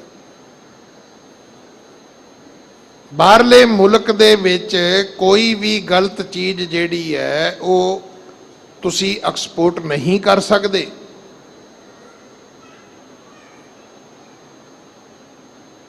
ਤੁਸੀਂ ਆਪਣਾ ਘਰ ਬਣਾਉਣਾ ਹੈ, ਤੁਸੀਂ ਮਾੜਾ ਮਟੀਰੀਅਲ ਲਿਆ ਕੇ, ਇੱਟਾਂ ਲਿਆ ਕੇ, ਰੇਤਾ ਸੀਮਟ ਲਿਆ ਕੇ, ਸਰੀਆ ਲਿਆ ਕੇ ਤੁਸੀਂ ਦੀਵਾਰਾਂ ਨਹੀਂ ਖੜੀਆਂ ਕਰ ਸਕਦੇ। ਹੁਣ ਤੁਸੀਂ ਕਹੋਗੇ ਜੀ ਅਸੀਂ ਕਿਉਂ ਨਹੀਂ ਕਰ ਸਕਦੇ? ਜੇ ਉਹ ਮਕਾਨ ਡਿੱਗੇਗਾ ਤੇ ਵਿਪਤਾ ਕਿਹਨੂੰ ਪਵੇਗੀ? ਉੱਥੋਂ ਦੀ ਸਰਕਾਰ ਨੂੰ। ਐਂਬੂਲੈਂਸ ਕਿਹਦੀ ਆਏਗੀ? ਪੁਲਿਸ ਵਾਲੀ ਗੱਡੀ ਕਿਹਦੀ ਆਏਗੀ? ਹੈਲੀਕਾਪਟਰ ਕਿਹਦਾ ਚੁੱਕਣ ਆਏਗਾ? ਜਾਂ ਤੇ ਸਾਡੇ ਮੁਲਕ ਵਾਲਾ ਹੋਵੇ ਨਾ, ਮਰ ਗਏ ਨੇ, ਅੱਛਾ ਫਿਰ ਇਹਦੀ ਆਈ ਹੋਣੀ ਹੈ। ਉੱਥੇ ਇੰਡੀਆ ਨਹੀਂ ਹੈਗਾ। ਤੁਹਾਡਾ ਬੱਚਾ ਤੁਹਾਡੇ ਘਰ ਸੱਟ ਲੱਗ ਗਈ ਹੈ, ਕੋਈ ਨਹੀਂ ਜੀ, ਬੱਚੇ ਤੇ ਤੁਹਾਨੂੰ ਪਤਾ ਸੱਟਾਂ ਲਵਾਉਂਦੇ ਹੀ ਰਹਿੰਦੇ ਨੇ। ਇਹ ਇੰਡੀਆ ਹੈ, ਬਾਹਰ ਨਹੀਂ ਹੈਗਾ।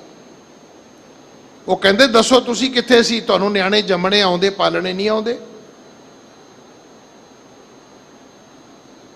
ਅਗਰ ਤੁਸੀਂ ਬੱਚਿਆਂ ਦੇ ਕੋਲ ਨਹੀਂ ਰਹਿ ਸਕਦੇ, ਤੁਹਾਨੂੰ ਕੋਈ ਹੱਕ ਨਹੀਂ ਕਿ ਤੁਸੀਂ ਬੱਚੇ ਨੂੰ ਜਨਮ ਦੇ ਕੇ ਇੱਕ ਮਾਂ-ਬਾਪ ਹੋਣ ਦਾ ਤੁਸੀਂ ਕੋਈ ਮਮਤਾ ਦਾ ਪੱਖ ਪੂਰਾ ਕਰ ਸਕੋ। ਪਹਿਲਾਂ ਆਪਣੀ ਜ਼ਿੰਮੇਵਾਰੀ ਨੂੰ ਸਮਝੋ। ਸਾਡੇ ਹੁਣ ਕੀ ਹੈ? ਹਸਪੀਟਲ ਬਣਾਓ ਜੀ, ਉਹ ਬਿਮਾਰੀ ਰੋਕ ਲੋ ਖਾਂ। ਸਾਡੇ ਧਰਮ ਦਾ ਵੀ ਇਹੋ ਹਾਲ ਹੈ।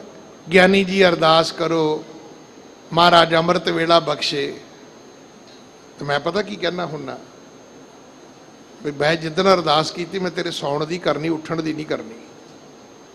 ਵੀ ਤੂੰ 11 11:30 ਵਜੇ ਕਵੇਂ ਮੈਂ ਆਈਸਕ੍ਰੀਮ ਖਾਣੀ ਹਾਲ ਬਾਜ਼ਾਰ 'ਚ ਜਾ ਕੇ, ਤੇ ਮੈਂ ਤੇਰੇ ਅੰਮ੍ਰਿਤ ਵੇਲੇ ਦੀਆਂ ਅਰਦਾਸਾਂ ਕਰਾਂ, ਹੈ ਮੈਂ ਕਮਣਾ ਕੋਈ? ਤੂੰ 12 ਵਜੇ ਕਵੇਂ ਮੈਂ ਪਾਰਟੀ ਅਟੈਂਡ ਕਰਨੀ ਹੈ, ਮੈਂ ਕਹਾਂ ਮਹਾਰਾਜ ਇਹਨੂੰ 4 ਵਜੇ ਅੰਮ੍ਰਿਤ ਵੇਲਾ ਬਖਸ਼ੋ। ਗਿਆਨੀ ਜੀ ਮਹਾਰਾਜ ਸੱਚ ਬੋਲਣ ਦੀ ਤਾਕਤ ਦੇਣ, ਤੇ ਤੇਰੇ ਝੂਠ ਬੋਲਣ ਦੀ ਟ੍ਰੇਨਿੰਗ ਕਿਹਨੇ ਦਿੱਤੀ ਹੈ? ਅਰਦਾਸ ਕਰੋ, ਮਹਾਰਾਜ ਮੇਰਾ ਝੂਠ ਛੁੱਟ ਜਾਏ, ਜੋ ਬੋਲੋਗੇ ਸੱਚ ਹੋਏਗਾ। ਰਾਤ ਨੂੰ ਫੈਸਲਾ ਕਰ ਲਓ 9 ਵਜੇ ਸੌਣਾ ਹੈ, ਜਦੋਂ ਸਵੇਰੇ ਉੱਠੋਗੇ ਅੰਮ੍ਰਿਤ ਵੇਲਾ ਹੋਏਗਾ। ਸਾਡੇ ਚੋਂ ਕੋਈ ਭੀਮ ਨਹੀਂ ਹੈਗਾ ਵੀ ਜਿਹੜਾ 6 ਮਹੀਨੇ ਸੁੱਤਾ ਰਹੂਗਾ, ਸਰੀਰ ਹੀ ਨਹੀਂ ਸੌਣ ਦਿੰਦਾ। ਕੋਈ ਨਾ ਕੋਈ ਸਰੀਰ ਦੀ ਕਿਰਿਆ ਨੇ ਤੁਹਾਨੂੰ ਉਠਾ ਲੈਣਾ ਵੀ ਉੱਠ ਭਾਈ ਬਸ ਕਰ, ਬਹੁਤ ਹੋ ਗਈ ਹੈ। ਇਮਾਨਦਾਰੀ ਦੀ ਲੋੜ ਨਹੀਂ, ਬੇਈਮਾਨੀ ਛੱਡ ਦਿਓ। ਗੁਰੂ ਤੁਹਾਨੂੰ ਮੋਰੀ ਵਿਖਾਉਂਦਾ ਹੈ,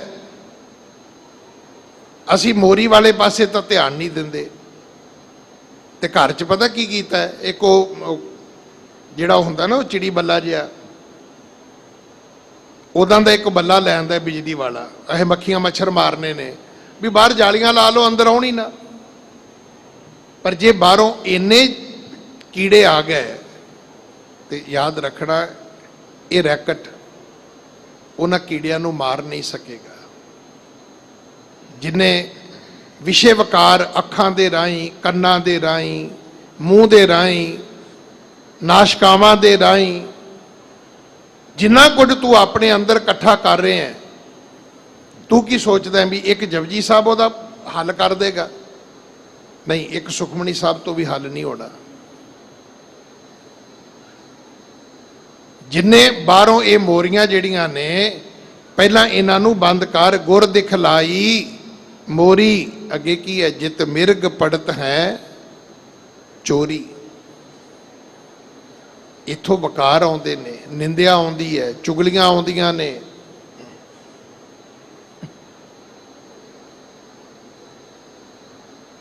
ਜਦੋਂ ਤੁਸੀਂ ਫੋਨ ਕਰਦੇ ਹੋ, ਆਪਣੇ ਬੇਟੇ ਨੂੰ ਕਰੋ, ਭਰਾ ਨੂੰ ਕਰੋ, ਮਾਂ ਨੂੰ ਕਰੋ, ਪਿਓ ਨੂੰ ਕਰੋ, ਅੱਜ ਤੋਂ ਬਾਅਦ ਧਿਆਨ ਕਰਨਾ, ਬੀਬੀ ਕੀ ਹਾਲ ਹੈ? ਪੁੱਤ ਠੀਕ ਹੈ, ਬਾਕੀ ਤਾਂ ਠੀਕ ਹੈ, ਉਹਨਾਂ ਦੀ ਨਾ ਮੱਝ ਬੜੀ ਬਿਮਾਰ ਹੈ। ਤੇ ਬੀਬੀ ਆਪਾਂ ਆਪਣੇ ਘਰ ਦੀ ਗੱਲ ਕਰ ਲਈ, ਆਪਣੀਆਂ ਮੱਝਾਂ ਠੀਕ ਨੇ? 3 ਮਿੰਟ ਨਹੀਂ ਹੈ ਸਾਡੇ ਕੋਲੇ ਆਪਣੀ ਘਰ ਦੀ ਗੱਲ ਕਰਨ ਜੋਗਾ। 3 ਮਿੰਟ ਦਾ ਟਾਈਮ ਨਹੀਂ ਸਾਡੇ ਕੋਲ। ਕਦੇ ਫੋਨ ਮਿਲਾ ਕੇ ਤੁਸੀਂ ਗੱਲ ਕਰਿਓ, ਤੁਹਾਡੀ ਗੱਲ 1-1.5 ਮਿੰਟ 'ਚ ਮੁੱਕ ਜਾਣੀ ਹੈ। ਹੋਰ ਸੁਣਾਓ ਫਿਰ, ਹੋਰ ਸੁਣਾਓ ਨਾ ਗਿਆਨੀ ਜੀ ਕੋਈ। ਇਹਦਾ ਮਤਲਬ ਹੁਣ ਤੁਸੀਂ ਵਿਹਲੇ ਹੋ, ਨਾ ਤੁਹਾਡੇ ਕੋਲੇ ਕੁਝ ਹੈ, ਨਾ ਅਗਲੇ ਕੋਲੇ ਕੁਝ ਹੈ। ਇਹਨਾਂ ਚੀਜ਼ਾਂ ਤੋਂ ਆਪਾਂ ਬਚੀਏ ਕਿ ਦੁਨੀਆ ਦੀ ਇਨਫੋਰਮੇਸ਼ਨ ਇਕੱਠੀ ਕਰਨਾ, ਦੁਨੀਆ ਦੀ ਜਾਣਕਾਰੀ ਇਕੱਠੀ ਕਰਨਾ, ਕਿ ਅਸੀਂ ਕੋਈ ਗੂਗਲ, ਕੋਈ ਸਰਚ ਇੰਜਨ ਥੋੜਾ ਬਣਾ ਲਿਆ ਆਪਣੀ ਜ਼ਿੰਦਗੀ ਨੂੰ, ਵੀ ਸਾਰਿਆਂ ਦਾ ਡਾਟਾ ਸਾਡੇ ਕੋਲ ਹੀ ਹੋਣਾ ਚਾਹੀਦਾ, ਵੀ ਉਹਦੇ ਧੀ ਕੀ ਕਰਦੀ ਹੈ, ਤੇ ਉਹਦਾ ਪੁੱਤਰ ਕੀ ਕਰਦਾ, ਤੇ ਉਹਦਾ ਪਿਓ ਕੀ ਕਰਦਾ ਸੀ, ਤੇ ਉਹਦਾ ਦਾਦਾ ਕੀ ਕਰਦਾ ਸੀ, ਤੇ ਇਹਨਾਂ ਦੀ ਜ਼ਮੀਨ ਕਿੰਨੀ ਹੈ, ਤੇ ਕਿੰਨਾ ਕਰਜ਼ਾ ਇਹਨਾਂ ਤੇ ਕਿੰਨਾ ਇਹਨਾਂ ਨੇ ਬੈਂਕ ਦੇ ਪੈਸੇ ਦੇਣੇ ਨੇ। ਕਿੱਧਰ ਤੁਰੇ ਹੋਏ ਆਪਾਂ? ਸਾਡੇ ਬਜ਼ੁਰਗ ਧਾਰਨਾ ਗਾਉਂਦੇ ਸੀ, ਉਹ ਕਹਿੰਦੇ ਸੀ ਗੱਠੜੀ ਆਪਣੀ ਸੰਭਾਲ, ਤੈਨੂੰ ਹੋਰ ਨਾਲ ਕੀ, ਤੈਨੂੰ ਚੋਰ ਨਾਲ ਕੀ। ਗੁਰੂ ਤੁਹਾਨੂੰ ਸਮਝਾਉਂਦਾ ਹੈ ਵੀ ਤੇਰੇ ਆਪਣੇ ਜੀਵਨ ਵਿੱਚ ਇੱਕ ਮੋਰੀ ਹੈ ਭਾਈ, ਉਥੋਂ ਮਿਰਗ ਆਉਂਦੇ ਨੇ, ਵਕਾਰ ਆਉਂਦੇ ਨੇ, ਵਿਸ਼ੇ ਆਉਂਦੇ ਨੇ, ਉਹ ਸਭ ਕੁਝ ਤੇਰਾ ਚੋਰੀ ਕਰਕੇ ਲੈ ਜਾਂਦੇ ਨੇ। ਮੈਨੂੰ ਤੁਸੀਂ ਦੱਸ ਦਿਓ, ਆਪਾਂ ਕਿੰਨਾ ਕੁ ਪਾਠ ਕਰਦੇ ਆ, ਕਿੰਨਾ ਕੁ ਸੱਚ ਬੋਲਦੇ ਆ, ਕਿੰਨਾ ਕੁ ਮੱਥਾ ਟੇਕਦੇ ਆ, ਕਿੰਨੀ ਕੁ ਸੰਗਤ ਕਰਦੇ ਆ? 1 ਘੰਟਾ, 1.5 ਘੰਟਾ, 2 ਘੰਟੇ, ਬਾਕੀ ਕਿੰਨੇ ਬਚੇ? 22 ਘੰਟੇ ਜਦੋਂ ਤੁਹਾਡੇ ਤੇ ਹਮਲਾ ਹੋਏਗਾ, ਤੇ ਉਹ 2 ਘੰਟਿਆਂ ਦੀ ਕਮਾਈ ਤੁਹਾਡੀ ਉਹ ਸਾਰੇ ਕੁਝ ਨੂੰ ਸਹਾਰ ਸਕੇਗੀ? ਇਸ ਕਰਕੇ 22 ਘੰਟਿਆਂ ਦੇ ਜਿਹੜੇ ਹਮਲੇ ਨੇ ਉਹ ਰੋਕ ਦਿਓ।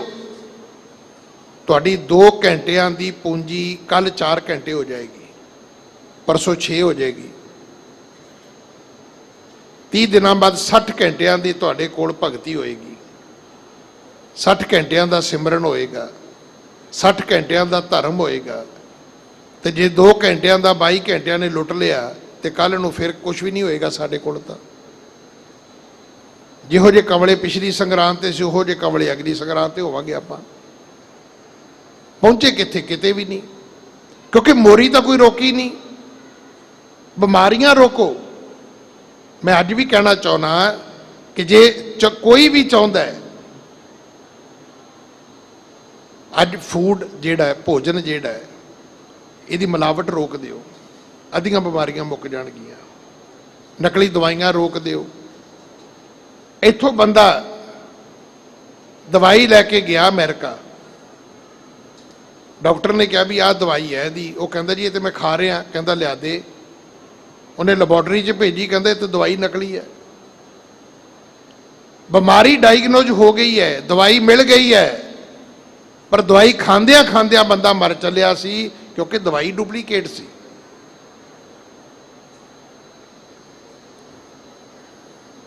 ਇੱਥੇ ਹਰ ਚੌਥੇ ਦਿਨ ਬਿਲਡਿੰਗ ਡਿੱਗਦੀ ਹੈ ਤੇ ਬੰਦੇ ਮਰ ਜਾਂਦੇ ਨੇ। ਬਾਹਰਲੇ ਮੁਲਕਾਂ 'ਚ ਜਾਓ, ਉਸ ਬਿਲਡਿੰਗ ਦੀ ਖੂਬਸੂਰਤੀ ਇਹ ਹੈ, ਉੱਤੇ ਲਿਖਿਆ 1880। ਮੈਂ ਕਿਸੇ ਨੂੰ ਪੁੱਛ ਲਿਆ, ਮੈਂ ਕਿ ਇਹ ਕੀ? ਕਹਿੰਦੇ ਇੰਨੀ ਪੁਰਾਣੀ ਬਿਲਡਿੰਗ ਹੈ।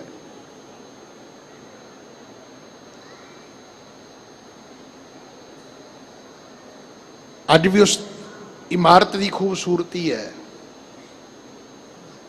ਉਹਦੀ ਫਾਊਂਡੇਸ਼ਨ ਐਸੀ ਹੈ, ਉਹਦੀਆਂ ਦੀਵਾਰਾਂ ਐਸੀਆਂ ਨੇ, ਉਹਦੀਆਂ ਛੱਤਾਂ ਐਸੀਆਂ ਨੇ, ਉਹ ਡਿੱਗ ਨਹੀਂ ਸਕਦੀ, ਟੁੱਟ ਨਹੀਂ ਸਕਦੀ। ਸੱਚੇ ਪਾਤਸ਼ਾਹ ਮਹਾਰਾਜ ਨੇ ਭਗਤ ਕਬੀਰ ਜੀ ਦੇ ਰਾਹੀਂ ਅੱਜ ਸਾਡੇ ਤੇ ਕਿਰਪਾ ਕੀਤੀ। ਆਖਿਆ ਸੰਤੋ ਮਨ ਪਵਣੇ ਸੁਖ ਬਣਿਆ। ਮਨ ਹਵਾ ਵਰਗਾ ਸੀ ਪਰ ਅੱਜ ਕੁਝ ਸੁਖ ਮਿਲਿਆ। ਅੱਗੇ ਕੀ ਹੋਇਆ? ਕਿਛ ਜੋਗ ਪ੍ਰਾਪਤ ਗਣਿਆ। ਅੱਜ ਲੱਗਦਾ ਹੈ ਗੱਲ ਬਣੇਗੀ, ਮੈਨੂੰ ਕੁਝ ਨਾ ਕੁਝ ਜ਼ਰੂਰ ਪ੍ਰਾਪਤ ਹੋਏਗਾ। ਕਿਉਂ? ਗੁਰ ਦਿਖਲਾਈ ਮੋਰੀ। ਮੈਨੂੰ ਪਤਾ ਹੀ ਨਹੀਂ ਸੀ ਲੱਗ ਰਿਹਾ ਕਿ ਇਹ ਰੋਗ ਆ ਕਿੱਥੋਂ ਰਿਹਾ ਹੈ, ਇਹ ਬਿਮਾਰੀ ਕਿੱਥੋਂ ਆ ਰਹੀ ਹੈ। ਗੁਰੂ ਨੇ ਮੈਨੂੰ ਉਹ ਦੱਸ ਦਿੱਤਾ ਹੈ। ਬਿਮਾਰੀ ਡਾਇਗਨੋਜ਼ ਹੋ ਗਈ। ਅੱਗੇ ਜਿਤ ਮਿਰਗ ਪੜਤ ਹੈ ਚੋਰੀ, ਔਰ ਇਹ ਵੀ ਦੱਸ ਦਿੱਤਾ ਕਿ ਇਹ ਇਸ ਰਸਤੇ ਤੋਂ ਕਿਹੜੀਆਂ ਕਿਹੜੀਆਂ ਬਿਮਾਰੀਆਂ ਨੇ, ਵਕਾਰ ਨੇ, ਵਿਸ਼ੇ ਨੇ, ਔਗਣ ਨੇ, ਦੋਸ਼ ਨੇ ਜਿਹੜੇ ਤੇਰੇ ਜੀਵਨ ਵਿੱਚ ਆ ਚੁੱਕੇ ਨੇ ਭਾਈ। ਹਾਂਜੀ। ਮੂੰਦਲੀਏ ਦਰਵਾਜੇ ਬਾਜੀਲੇ ਅਨਹਦ ਬਾਜੇ। ਭਗਤ ਕਬੀਰ ਕਹਿੰਦੇ ਮੈਂ ਉਹ ਸਾਰੇ ਰਸਤੇ ਬੰਦ ਕਰ ਦਿੱਤੇ ਨੇ ਜਿੱਥੋਂ ਮਿਰਗ ਆਉਂਦੇ ਸੀ, ਵਕਾਰ ਆਉਂਦੇ ਸੀ, ਵਿਸ਼ੇ ਆਉਂਦੇ ਸੀ, ਦੋਸ਼ ਆਉਂਦੇ ਸੀ, ਬੁਰਾਈਆਂ ਆਉਂਦੀਆਂ ਸੀ, ਔਗਣ ਆਉਂਦੇ ਸੀ। ਹੁਣ ਕੀ ਹੋਇਆ? ਕਹਿੰਦੇ ਬਾਜੀਲੇ ਅਨਹਦ ਬਾਜੇ। ਅੰਦਰ ਇੱਕ ਲਾਈਟ ਮਿਊਜ਼ਿਕ ਚੱਲਦਾ ਸੀ, ਅੰਦਰ ਅਨਹਦ ਧੁਨੀ। ਤੁਸੀਂ ਕਦੇ ਕਦੇ ਵੇਖਿਓ ਜਦੋਂ ਹਰ ਪਾਸੇ ਮੌਸਮ ਠੀਕ ਹੋਵੇ, ਸਿਹਤ ਠੀਕ ਹੋਵੇ, ਘਰ ਦੇ ਹਾਲਾਤ ਠੀਕ ਹੋਣ, ਤੇ ਕੋਈ ਆਦਮੀ ਨਾ ਐ ਕਰਦਾ ਆਉਂਦਾ ਹੁੰਦਾ, ਐ ਕਰਦਾ। ਹੁਣ ਅੱਜ ਤੇ ਹੋ ਸਕਦਾ ਉਹਨੇ ਕੰਨਾਂ 'ਚ ਕੋਈ ਹੈੱਡਫੋਨ ਲਾਏ ਹੋਣ ਤੇ ਗਾਣੇ ਸੁਣਦਾ ਆਉਂਦਾ ਹੋਵੇ, ਅੱਜ ਹੋ ਸਕਦਾ ਹੈ, ਪਰ ਅੱਜ ਤੋਂ 30 ਸਾਲ ਪਹਿਲਾਂ ਨਹੀਂ ਸੀ ਹੁੰਦਾ। ਫਿਰ ਸਾਹਮਣੇ ਵਾਲਾ ਪੁੱਛਦਾ ਸੀ ਕਿੱਦਾਂ ਬਈ, ਅੱਜ ਤੇ ਬੜਾ ਖੁਸ਼ ਹੈ। ਉਹਨੂੰ ਆਪਣੇ ਅੰਦਰੋਂ ਇੱਕ ਖੁਸ਼ੀ, ਇੱਕ ਧੁਨੀ ਸੁਣਦੀ ਸੀ, ਅੱਛਾ ਲੱਗਦਾ ਸੀ। ਇਹ ਸਭ ਕੁਝ ਤੁਹਾਡੇ ਅੰਦਰ ਹੈ, ਇਹ ਸਾਰਾ ਕੁਝ ਹੈਗਾ ਤੁਹਾਡੇ ਅੰਦਰ। ਜਦੋਂ ਬਾਹਰੋਂ ਆਵਾਜ਼ ਵੱਧ ਗਈ, ਬਾਹਰੋਂ ਸਾਊਂਡ ਵੱਧ ਗਿਆ, ਬਾਹਰੋਂ ਪੋਲੂਸ਼ਨ ਆ ਗਿਆ, ਉਹ ਅੰਦਰ ਵਾਲੀ ਆਵਾਜ਼ ਜਿਹੜੀ ਸੀ ਉਹ ਦਬ ਗਈ, ਉਹ ਸੁਣਨੋਂ ਹਟ ਗਿਆ। ਹੁਣ ਜਦੋਂ ਤੁਸੀਂ ਆਪਣੇ ਅੰਦਰ ਦੀ ਆਵਾਜ਼ ਸੁਣੋਗੇ ਤੇ ਅੰਦਰ ਦੀ ਆਵਾਜ਼ ਜਿਹੜੀ ਹੈ ਉਹ ਇਹ ਹੈ ਕਿ ਆਤਮਾ ਪਰਮਾਤਮਾ ਦੀ ਅੰਸ਼ ਹੈ।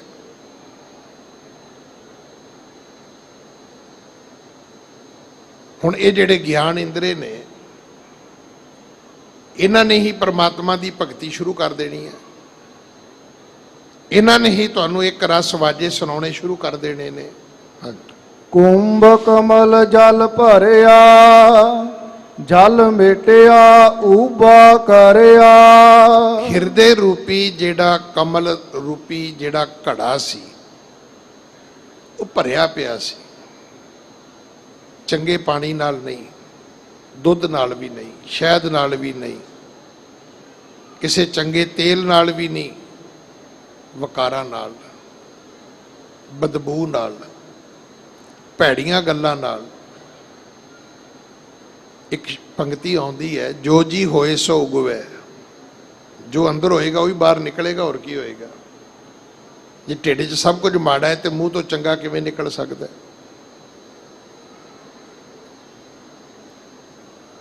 ਹਿਰਦਾ ਰੂਪੀ ਜਿਹੜਾ ਕਮਲ ਜਿਹੜਾ ਹੈ, ਇਹ ਘੜਾ ਜਿਹੜਾ ਹੈ ਇਹ ਭਰਿਆ ਪਿਆ ਸੀ।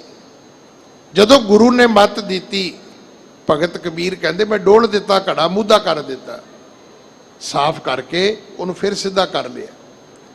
ਕੀ ਕੀਤਾ? ਕੁੰਭ, ਕੁੰਭ ਕਹਿੰਦੇ ਨੇ ਘੜੇ ਨੂੰ, ਕਮਲ ਹਿਰਦੇ ਨੂੰ ਕਹਿੰਦੇ ਨੇ। ਜਲ ਭਰਿਆ, ਭੈੜੇ ਪਾਣੀ ਨਾਲ ਭਰਿਆ ਸੀ। ਜਲ ਮੇਟਿਆ, ਮੇਟੇ ਦਾ ਅਰਥ ਹੁੰਦਾ ਡੋਲ ਦੇਣਾ। ਉਬਾ ਕਰਿਆ, ਉਬੇ ਦਾ ਅਰਥ ਕੀ ਹੈ? ਸਿੱਧਾ ਕਰ ਲਿਆ, ਖਾਲੀ ਕਰ ਲਿਆ, ਸਾਫ਼ ਕਰ ਲਿਆ, ਤੇ ਉਹਨੂੰ ਹੋਰ ਸ਼ੁਭ ਗੁਣ ਭਰਨ ਵਾਸਤੇ ਥਾਂ ਬਣਾ ਲਈ। ਹਾਂਜੀ। ਕਹੋ ਕਬੀਰ ਜਨ ਜਾਣਿਆ, ਜੋ ਜਾਣਿਆ ਤਉ ਮਨ ਮਾਨਿਆ। ਭਗਤ ਕਬੀਰ ਜੀ ਦੇ ਪਵਿੱਤਰ ਮੁਖ ਤੋਂ ਅੱਜ ਸਤਿਗੁਰੂ ਸਾਨੂੰ ਦ੍ਰਿੜ ਕਰਾਉਂਦੇ ਨੇ ਕਿ ਕਬੀਰ ਜੀ ਇਹ ਗੱਲ ਕਹੋ, ਮੈਨੂੰ ਹੁਣ ਸਮਝ ਆਈ ਹੈ, ਮੈਨੂੰ ਹੁਣ ਸਮਝਾਇਆ ਹੈ ਗੁਰੂ ਨੇ। ਕਿਉਂਕਿ ਦੂਸਰ ਹੋਏ ਤਾਂ ਸੋਝੀ ਪਾਏ। ਇਹ ਜ਼ਰੂਰ ਚੇਤਾ ਰੱਖਣਾ, ਬੱਚੇ ਦਾ ਜਨਮ ਹੁੰਦਾ ਹੈ, ਬੱਚੇ ਨੂੰ ਨਹੀਂ ਪਤਾ, ਮਾਂ ਕਹਿਣ ਦਾ ਵੀ ਨਹੀਂ ਸੀ ਪਤਾ। ਮਾਂ ਕਹਿਣਾ ਹੈ, ਮੌਮ ਕਹਿਣਾ ਹੈ, ਝਾਈ ਕਹਿਣਾ ਹੈ, ਬੀਬੀ ਕਹਿਣਾ ਹੈ, ਨਹੀਂ ਪਤਾ। ਮੇਰੇ ਵੱਡੇ ਭਰਾ ਦੇ ਬੱਚੇ ਉਹ ਸਾਨੂੰ ਚਾਚਾ ਕਹਿੰਦੇ ਆਪਣੇ ਪਿਓ ਨੂੰ ਵੀ ਚਾਚਾ ਹੀ ਕਹਿੰਦੇ ਸੀ। ਬਾਅਦ ਵਿੱਚ ਪਤਾ ਲੱਗਾ ਵੀ ਨਹੀਂ, ਪਿਓ ਨੂੰ ਪਾਪਾ ਕਹੀਦਾ ਹੈ। ਦੂਸਰ ਹੋਏ ਤਾਂ ਸੋਝੀ ਪਾਏ। ਅੱਜ ਦੁੱਖ ਇਸ ਗੱਲ ਦਾ ਵੀ ਹੈ, ਹਰ ਬੰਦਾ ਕਹਿੰਦਾ ਜੀ ਮੈਨੂੰ ਗੁਰੂ ਦੀ ਕੀ ਲੋੜ ਹੈ। ਜੇ ਤੈਨੂੰ ਗੁਰੂ ਦੀ ਲੋੜ ਨਹੀਂ ਤੇ ਤੈਨੂੰ ਸਮਝਾਏਗਾ ਕੌਣ?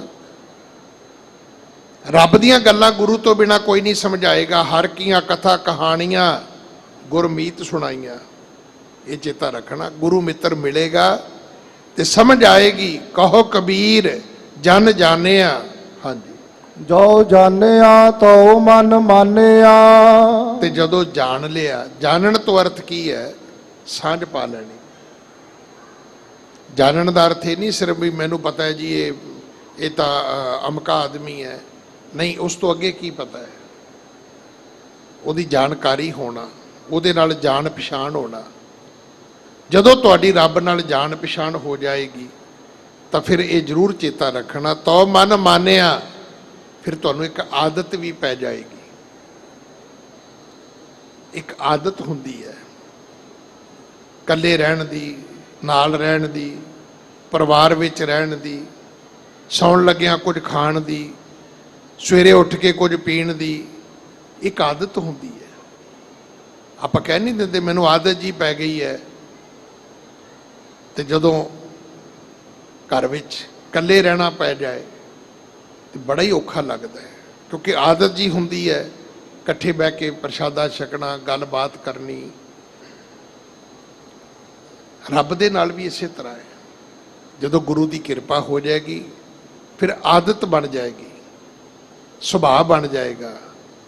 ਫਿਰ ਅਸੀਂ ਉਹਦੇ ਤੋਂ ਬਿਨਾਂ ਰਹਿ ਨਹੀਂ ਸਕਾਂਗੇ। ਫਿਰ ਲੱਗੇਗਾ ਅੱਜ ਕੁਝ ਮੇਰਾ ਰਹਿ ਗਿਆ ਹੈ, ਅੱਜ ਸ਼ਾਇਦ ਮੈਨੂੰ ਕੁਝ ਮਿਲਿਆ ਨਹੀਂ, ਅੱਜ ਕੋਈ ਕਮੀ ਹੈ ਮੇਰੇ ਵਿੱਚ। ਸੱਚੇ ਪਾਤਸ਼ਾਹ ਕਿਰਪਾ ਕਰਨ, ਅਸੀਂ ਧਰਮ ਨੂੰ ਸਮਝਣ ਦਾ ਯਤਨ ਕਰੀਏ। ਧਰਮ ਵਹਿਮਾਂ ਭਰਮਾਂ ਦਾ, ਪਖੰਡਾਂ ਦਾ, ਕਰਮ ਕਾਂਡਾਂ ਦਾ ਨਾ ਧਰਮ ਨਹੀਂ ਹੈ। ਐਵੇਂ ਅੰਧ ਵਿਸ਼ਵਾਸੀ ਨਾ ਬਣੋ। ਟੂਣੇ ਟੰਮਣੇ ਕਰਨਾ ਤਾਂਤਰਿਕ ਲੋਕਾਂ ਦਾ ਕੰਮ ਹੈ। ਇਹਦਾ ਕੋਈ ਧਰਮ ਨਾਲ ਸੰਬੰਧ ਨਹੀਂ ਹੈ। ਮੌਲੀਆਂ ਬੰਨਣੀਆਂ, ਧਾਗੇ ਤਵੀਤ ਪਾਉਣੇ, ਇਹ ਤਾਂਤਰਿਕ ਲੋਕਾਂ ਦਾ ਕੰਮ ਹੈ। ਇੰਨੀ ਗੱਲ ਹੀ ਮੰਨ ਲਓ, ਆਪਣੇ ਆਪ ਤੁਹਾਨੂੰ ਸਮਝ ਆ ਜਾਏਗੀ ਵੀ ਮੈਂ ਧਰਮੀ ਹਾਂ ਕਿ ਤਾਂਤਰਿਕ ਹਾਂ। ਇਹ ਤਾਂਤਰਿਕ ਜੀਵਨ ਚੋਂ ਬਾਹਰ ਆ ਜਾਓ। ਉਹਨੇ ਕਿਸੇ ਨੇ ਮੈਨੂੰ ਕੁਝ ਕਰ ਦਿੱਤਾ ਜੀ, ਇਹ ਤਾਂਤਰਿਕ ਗੱਲਾਂ ਨੇ ਸਾਰੀਆਂ। ਧਰਮ ਦੀਆਂ ਗੱਲਾਂ ਦਾ ਸੰਬੰਧ ਹੀ ਕੋਈ ਨਹੀਂ। ਤੂੰ ਪਾਠ ਕਰ ਖਾ, ਕਿਹੜਾ ਇਦੋਂ ਵੱਡਾ ਮੰਤਰ ਜਿਹੜਾ ਤੇਰੇ ਤੇ ਕੋਈ ਪੜ੍ਹ ਦੇਗਾ? ਕੋਈ ਹੈ ਹੀ ਨਹੀਂ ਦੁਨੀਆ ਦਾ ਮੰਤਰ ਜਿਹੜਾ ਤੁਹਾਡੇ ਤੇ ਅਸਰ ਕਰੇਗਾ। ਗੁਰੂ ਦੀ ਬਾਣੀ ਤੋਂ ਵੱਡੀ ਵੀ ਬਾਣੀ ਹੈ ਕਿਸੇ ਕੋਲੇ? ਗੁਰੂ ਦੇ ਘਰ ਤੋਂ ਵੱਡਾ ਵੀ ਘਰ ਹੈ ਕਿਸੇ ਦਾ? ਤੂੰ ਇੱਥੇ ਆ ਜਾ ਖਾ, ਫਿਰ ਵੇਖਾਂਗੇ ਵੀ ਕਿਹੜਾ ਜਿਹੜਾ ਇਸ ਘਰ ਤੇ ਵੀ ਆ ਕੇ ਤੈਨੂੰ ਪਕੜ ਲਵੇਗਾ। ਨਹੀਂ, ਇਸ ਘਰ ਚੋਂ ਤੁਹਾਨੂੰ ਕੋਈ ਨਹੀਂ ਪਕੜੇਗਾ। ਜਦੋਂ ਸਮਰੱਥ ਗੁਰੂ ਸਿਰ ਤੇ ਹੱਥ ਧਰੇਗਾ ਫਿਰ ਕੋਈ ਤੁਹਾਡੀ ਹਵਾ ਵੱਲ ਵੀ ਨਹੀਂ ਵੇਖੇਗਾ। ਫਿਰ ਛਤਰ ਅਨੇਕ ਚਲਾਵਤ ਘਾਵ ਤਉ ਤਨ ਏਕ ਨਾ ਲਾਗਣ ਪਾਵੇ। ਕਰੀ ਜਾਣ ਜੋ ਵਿਰੋਧੀ ਕਰਦੇ ਨੇ, ਉਹ ਕਰੀ ਜਾਣ, ਦੁਸ਼ਮਣ ਕਰਨ, ਪਰ ਤੂੰ ਸੇਫ ਰਹੇਗਾ। ਤੇਰੇ ਆਲੇ ਦੁਆਲੇ ਗੁਰੂ ਹੋਵੇਗਾ, ਗੁਰੂ ਦਾ ਤੇਰੇ ਸਿਰ ਤੇ ਹੱਥ ਹੋਵੇਗਾ, ਗੁਰੂ ਤੇਰੀ ਰਾਖੀ ਕਰੇਗਾ। ਤੂੰ ਕਿਹਾ ਕਰ, ਗੁਰ ਪੂਰੇ ਮੇਰੀ ਰਾਖ ਲਈ। ਇੰਨੇ ਸ਼ਬਦ ਪ੍ਰਵਾਨ ਕਰਨਾ। ਭੁੱਲਾਂ ਮੇਰੀਆਂ ਨੇ ਖਿਮਾ ਕਰ ਦੇਣੀਆਂ। ਉਪਦੇਸ਼ ਸਤਿਗੁਰੂ ਜੀ ਦਾ ਹੈ, ਆਪਣੇ ਪੱਲੇ ਬੰਨ ਲੈਣਾ। ਸਤਿਗੁਰੂ ਜੀ ਦਾ ਕੋਟਾਨ ਕੋਟ ਸ਼ੁਕਰ ਜਿਨ੍ਹਾਂ ਨੇ ਕਿਰਪਾ ਕੀਤੀ। ਦੋ ਸ਼ਬਦ ਬੋਲਣ ਦੀ ਦਾਤ ਬਖਸ਼ੀ, ਆਪਣੀ ਗੋਦ ਵਿੱਚ ਬੈਠਣ ਦਾ ਸੁਭਾਗ ਸਮਾਂ ਬਖਸ਼ਿਆ। ਆਪ ਸੰਗਤ ਦਾ ਧੰਨਵਾਦ, ਸਾਰੇ ਪ੍ਰਬੰਧ ਦਾ ਧੰਨਵਾਦ। ਵਿਸ਼ੇਸ਼ ਕਰਕੇ ਸਿੰਘ ਸਾਹਿਬ ਗਿਆਨੀ ਜਗਤਾਰ ਸਿੰਘ ਜੀ, ਹੈਡ ਗ੍ਰੰਥੀ ਸ਼੍ਰੀ ਹਰਮੰਦਰ ਸਾਹਿਬ ਦਰਬਾਰ ਸਾਹਿਬ ਜੀ ਦਾ ਧੰਨਵਾਦ, ਜਿਨ੍ਹਾਂ ਨੇ ਸਮਾਂ ਵੰਡ ਕਰਦਿਆਂ ਆਪ ਸੰਗਤ ਦੇ ਦਰਸ਼ਨ ਕਰਵਾਏ ਹਨ। ਸੱਚੇ ਪਾਤਸ਼ਾਹ ਉਹਨਾਂ ਨੂੰ ਸਿਹਤ ਜਾਬੀ ਦੇਣ, ਆਪਣੀ ਸੇਵਾ ਆਪ ਲੈਣ ਸੇਵਕ ਕੋਲੋਂ। ਆਓ ਫਤਿਹ ਬੁਲਾਉਣ ਤੋਂ ਪਹਿਲਾਂ ਸ਼ਬਦ ਦੀਆਂ ਜੋ 2 ਅੰਤਲੀਆਂ ਪੰਕਤੀਆਂ ਨੇ ਉਸ ਦਾ ਪਾਠ ਸਰਵਣ ਕਰੀਏ। ਹਾਂਜੀ। ਕੁੰਭ ਕਮਲ ਜਲ ਭਰਿਆ, ਜਲ ਮੇਟਿਆ ਊਬਾ ਕਰਿਆ। ਕਹੋ ਕਬੀਰ ਜਨ ਜਾਣਿਆ, ਜੋ ਜਾਣਿਆ ਤੋ ਮਨ ਮਾਨਿਆ। ਵਾਹਿਗੁਰੂ ਜੀ ਕਾ ਖਾਲਸਾ, ਵਾਹਿਗੁਰੂ ਜੀ ਕੀ ਫਤਿਹ।